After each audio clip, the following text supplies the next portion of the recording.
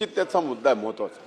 अध्यक्ष महाराज, परळी वैद्यनाथ येथील तौहीद खान हत्या प्रकरणी सखोल तपास आणि त्या कुटुंबाला आर्थिक मदत व जिल्ह्यातील एकूणच वाढत्या गुन्हेगारी आणि नशेखोरीचे प्रमाण इतक्या मोठ्या प्रमाणात वाढलंय की या खुनाच्या पाठीमागे सुद्धा नशेखोरी आणि त्या नशेखोरीमुळेच हा तौहीदचा खून अतिशय ब्रुटल मर्डर ज्याला म्हणतो अशा पद्धतीने हे केलं गेलं आहे।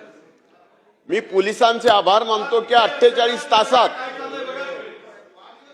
या ज्याचा खून झाला तर मयत तौहीदचा 48 तासात 2 आरोपी त्यांनी गजाआड केले। पण आजही सर्व समाजाची आणि त्या कुटुंबाची मागणी आहे की याची सखोल तपासणी करण्याची गरज आहे। एवढंच नाही तर त्यांना ते कुटुंब एवढं गरीब आहे, लहान 3 मुली आहेत, कोणीही बघणारं त्या कुटुंबात नाही, शासनाने त्यांना आर्थिक मदत सुद्धा करण्याची गरज आहे।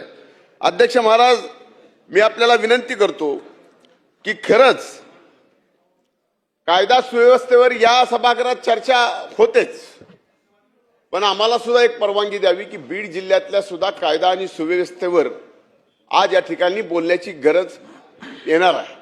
म्हणून मी आज औचित्याचा मुद्दा उपस्थित करत असताना तौहीद खान आणि त्याच्या परिवाराला आजही वाटतं की काही याच्यात संशयी आहेत, ते पकडले गेलेले नाहीयेत आणि याच बरोबर ह्यांचा जो कर्ता कुणीतरी हे प्रकरण सगळं घडून आणलंय ते सुद्धा सापडला पाहिजे। या बाबतीत शासनाला आपण निर्देश द्यावेत आणि त्याचं निवेदन शासनाचं आज सभागृह संपेपर्यंत मिळावं।